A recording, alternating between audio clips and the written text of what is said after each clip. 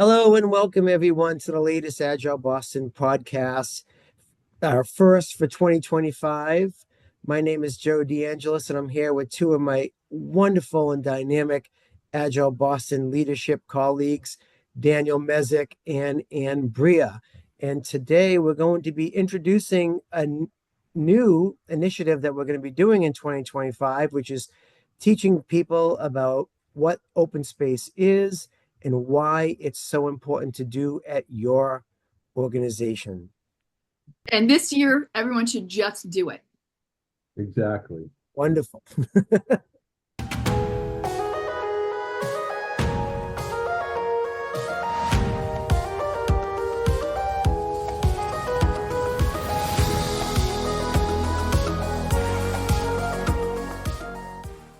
Okay, and so Dan and we are doing something exciting this year, building off of our great experience at our most recent Give Thanks for Scrum event.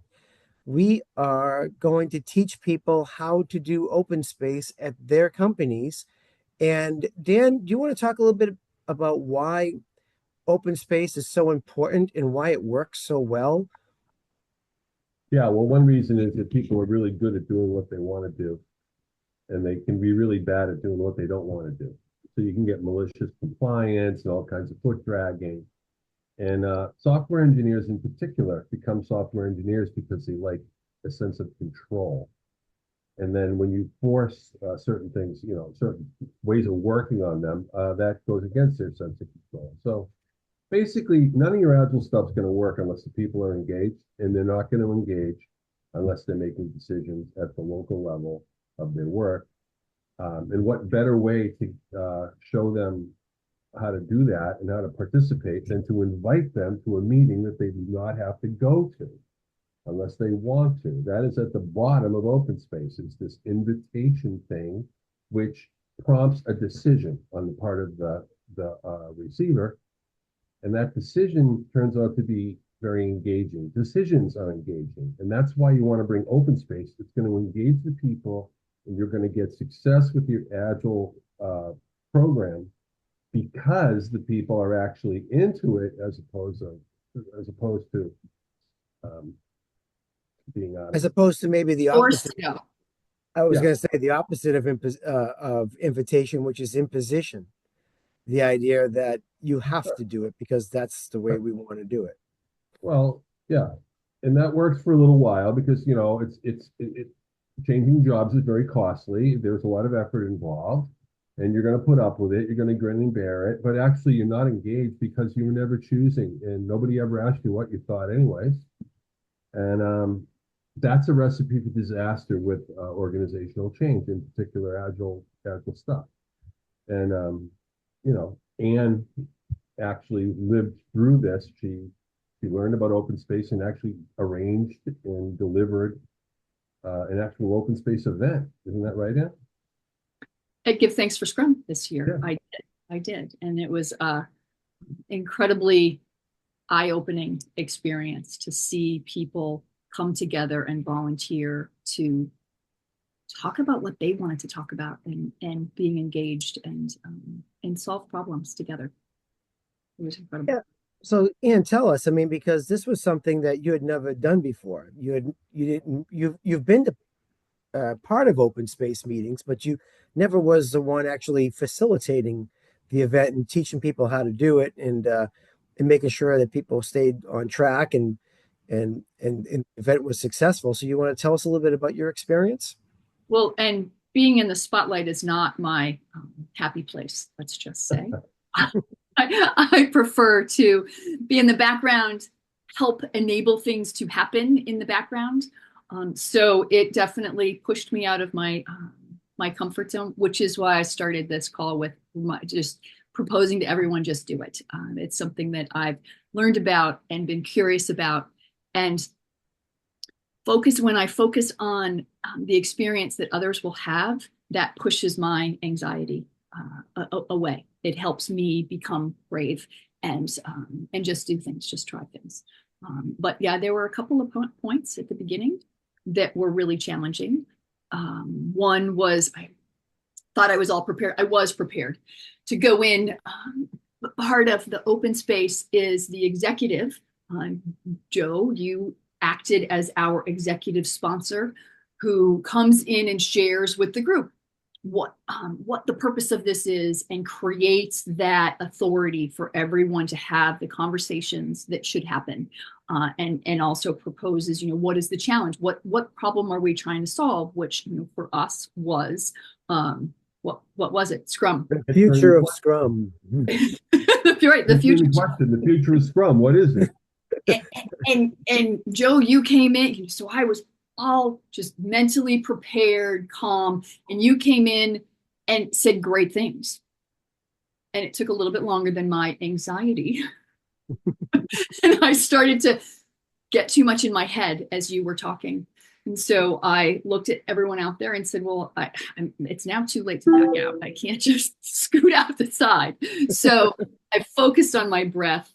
I picked up my water. I took a drink of water. I walked I got back into calmed my heart rate down. And that was just the right amount of time. And then you then introduced me, and I forgot that I was anxious at all when I turned around and needed to explain to everyone what we were about to do. So Right. Got all the anxiety. It went away, and I had a blast. Yeah. So you facilitated the meeting in, right? Mm-hmm. Now, Joe, we should probably take like 60 seconds to just explain the elements of open space, right? Like what's the purpose of it, right? So the purpose of an open space meeting is to get the best ideas on the table where nobody has the solve for the question, right? So if one person has the answer and knows what to do, we don't need open space for that. What we need open space for is the wicked questions, the complex questions, the hard problems that are nuanced. Okay, so what we do there is we crowdsource the best idea by getting the group together and create an environment where people can say what they think and feel about the issue. The issue we call the theme. So when we invite someone when we invite the group into open space, we invite them to explore the theme. That's the purpose of the whole event and why they should come. Or put another way, if the theme doesn't really grab them, that's a reason for them not to show up. Okay. So there's a theme. And open space is really good for solving problems with the group collective, not just individuals. It is amazing for solving problems. Well, we had 100 people come to talk about the future, who wanted to talk about the future of Scrum. Yeah, and that was awesome. So we have a theme. The theme is a kind of a tractor. It's the thing that pulls people in. Okay, and then we all sit in a big circle and we open up the meeting. There's a big blank wall that has times on the horizontal and spaces on the vertical, and then at the intersection of a time and a space, that's a session. So people take their sessions, they put them on the wall after they announce them to the group. So a person like Anne opens the whole thing up, explains how to get the meeting started. She starts the meeting, and then people who want to get together with others and discuss a certain topic go to the center of the circle. They put their topic on the page. They say their name. They hold it up. They explain what it is to everyone, and they stick it on the wall. And then there's 4 or 5 time slots, 2, 3, 4, or 5 time slots where there's 4 or 5 things going at any given time. If you're at a session that's not really working for you, you can just go to another one.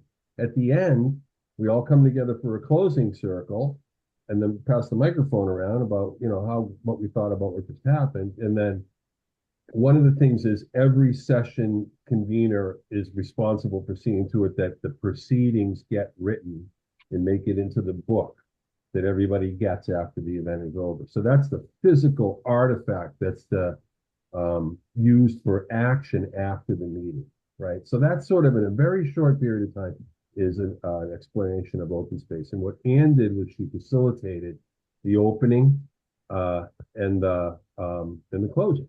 That's what she did. Oh, and she also made sure we stayed on time. So like you said, each session has a time and a space.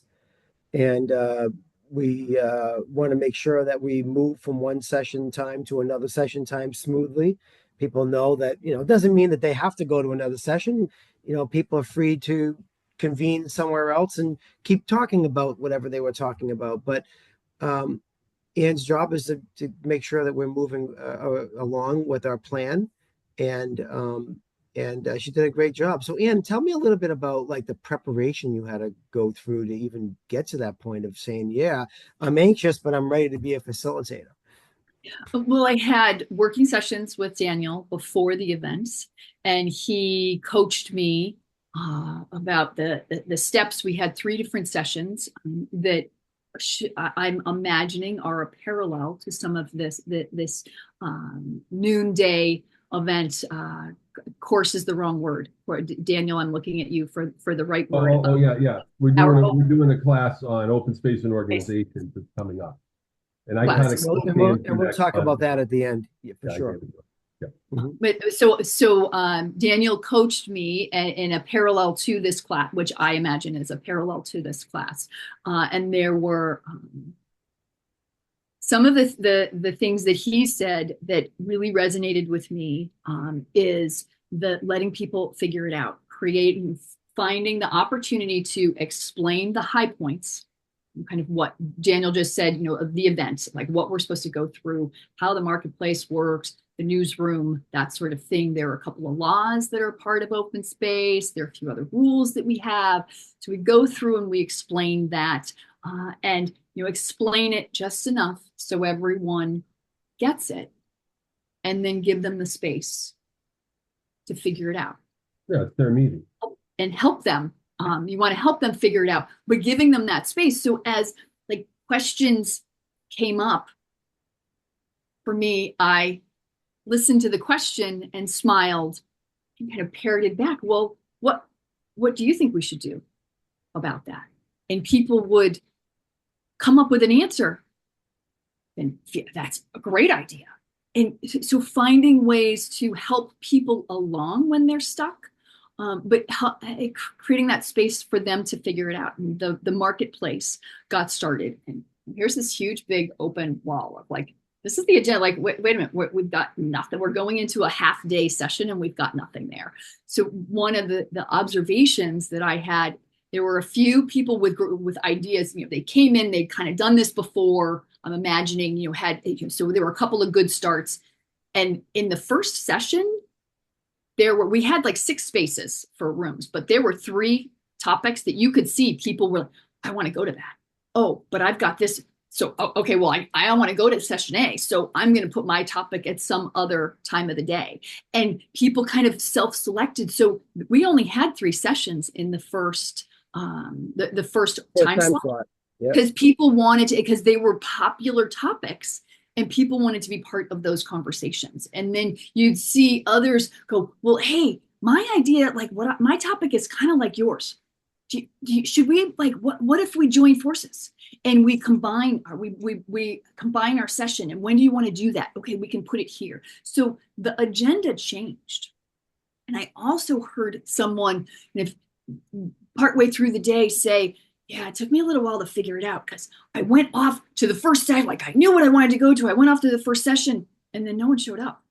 And I went back to the board and found out, oh, it moved. She said, I was so excited to go that I didn't wait for the ending. I didn't, I went early so that I could be the first one there, and things changed. And she said, so I learned, and then once she figured it out, it was great. She had a great experience the rest of the time. She was like, oh, so that was unfortunate, but she learned the way she needed to learn and had the experience that she needed to have and realized how she could make it the best for the rest of the session.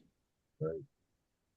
Let's discuss what people are going to get out of open space if they bring it to their company, right? Now, to bring open space to your company, you could just have an open space with 5 or 6 related teams that are building the same part of a product or pieces of a whole product together. 60 people or so, that would be. What are they going to get out of it? Well, the first thing is everyone who genuinely cares about the issue is welcome to show up, and they will come because they want to be there, not because they're compelled. Okay, so that's going to open up a whole new level of engagement. A whole vibration of the meeting is going to be different because nobody has to be there unless they want to. Okay, so that's number 1.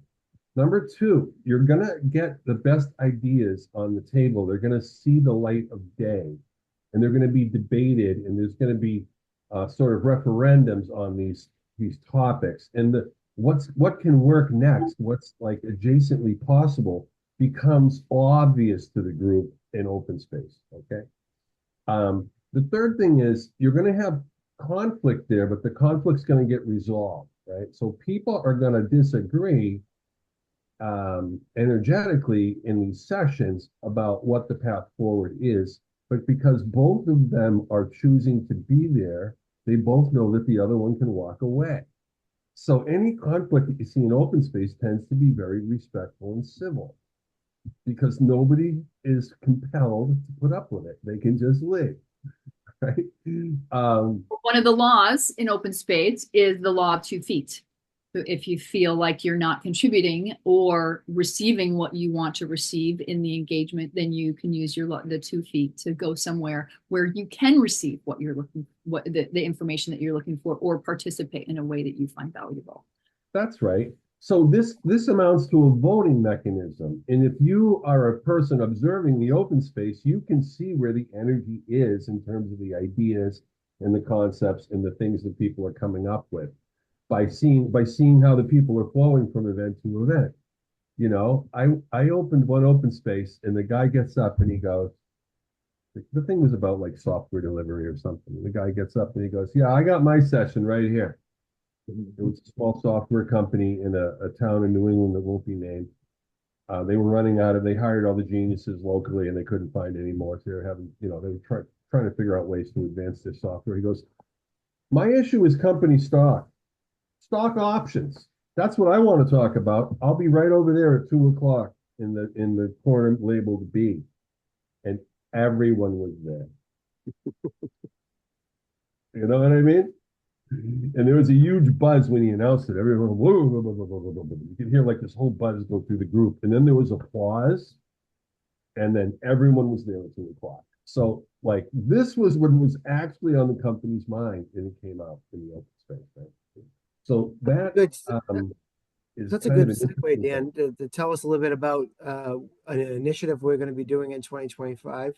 We're going to start having some sessions multiple times a month where people can come for free and learn about open space and how to actually do it at their companies. You want to talk to us more about that?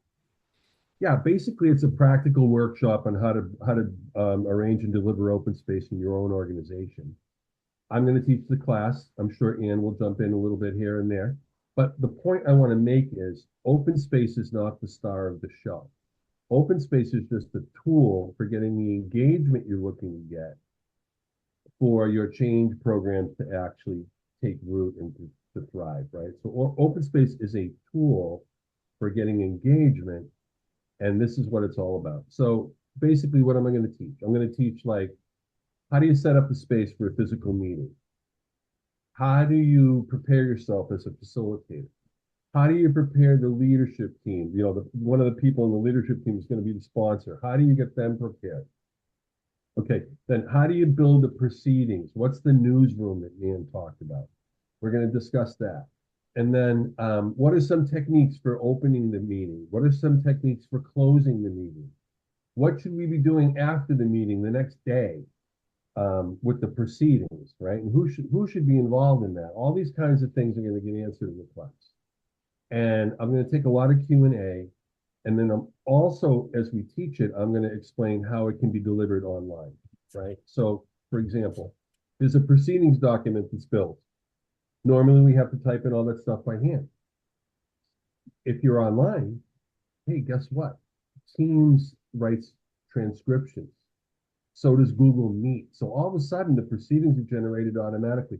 I'm going to teach the whole online side of this as well, right? So when people leave the class, they will be equipped to arrange, plan, and deliver open space events in their own organization that will turbocharge their change program, whatever it is. That's what the class is all about. And our first one is going to be the 13th, I think, of January for 1 hour from 12 to 1 p.m. And it's for beginners, but it's also for people who maybe have done open space once or twice and have some questions or want some clarity. right? That's correct.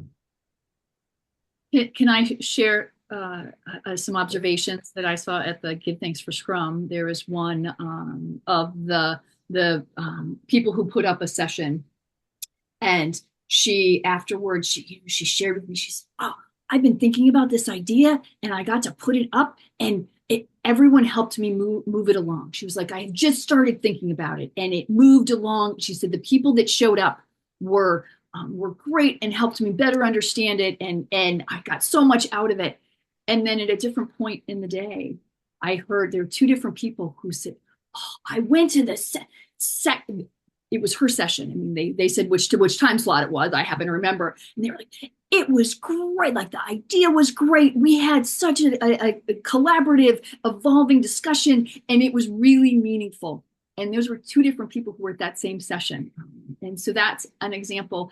And then one other thing that I heard was someone at the end, towards the end of the day, was kind of looking at the whole thing, shaking head not. It was someone that was his first experience at an open space, and said, "I had really valuable conversations today and positive, learned a lot, and it was a good use of my time." He said, "God, I wish all conferences were like this."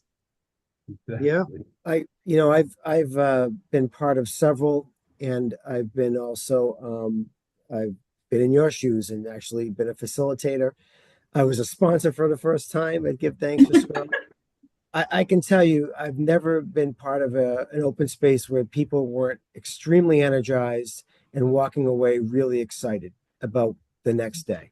And so this is, if you're looking for engagement, if you're looking for excitement, if you're looking for driving, problem solving, open space is really going to help your organizations. We've done it many times, and it's been super successful. And to be clear, all roads lead to the Agile Boston LinkedIn group.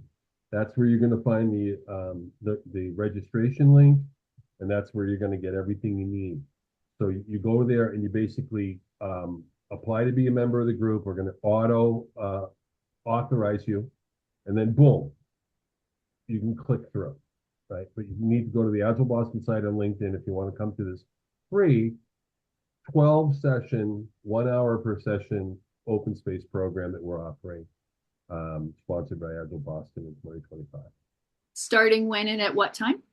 Starts on Monday, the 13th of January at 12 p.m. Eastern time, and then we'll run for 1 hour. Each session will be unique and have a little overlap with the previous session and the next session. Depending on who shows up, that's what's going to drive sort of how the conversation goes. If you go to openleadershipnetwork.com, there's an outline there called Open Space and Organizations. All of that content is going to be delivered. It's just not going to be delivered in serial fashion. I'm going to be moving around based on what the interest is of the group, and each group, of course, will be unique each week. So. And as I mentioned, we're going to be doing this at least once a month, but maybe multiple times a month throughout the year. Is that right, Dan? No, we're doing it every availability. 12 weeks in a row. You want to do 12? Okay, there you go. Breaking news, folks. It's every week for 12 weeks in a row. It's the whole first quarter of this year. And we might do it again, we might not. This class, by the way, is a class that other people around the world have paid, $800 to come to. Don't tell them that. So for those of you that are looking for a good deal, you might want to sign up. Absolutely. All right. Well, thank you all very much, Dan and Ann, for being here, for sharing your experience, for sharing your knowledge with the rest of the Agile Boston community. I can't wait to go to the first session and see what it's all about. Again, it's going to be 12 straight sessions starting on the January 13th, Monday at 12 noon. Go to the LinkedIn page, Agile Boston, join the group if you're not already a member, and you can get all the information there on how to register for the upcoming session. And we're also going to be looking forward to continuing our virtual events the fourth Wednesday of every month.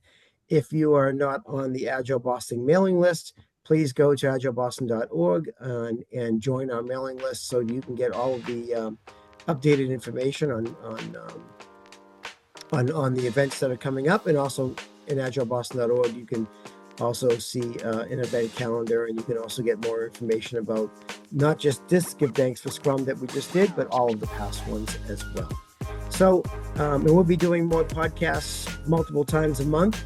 So we're dedicated to bringing you the best content that we can bring you, focused on the future of Scrum, focused on adding real results to your organizations. So with that, take care, and I can't wait to see you all again.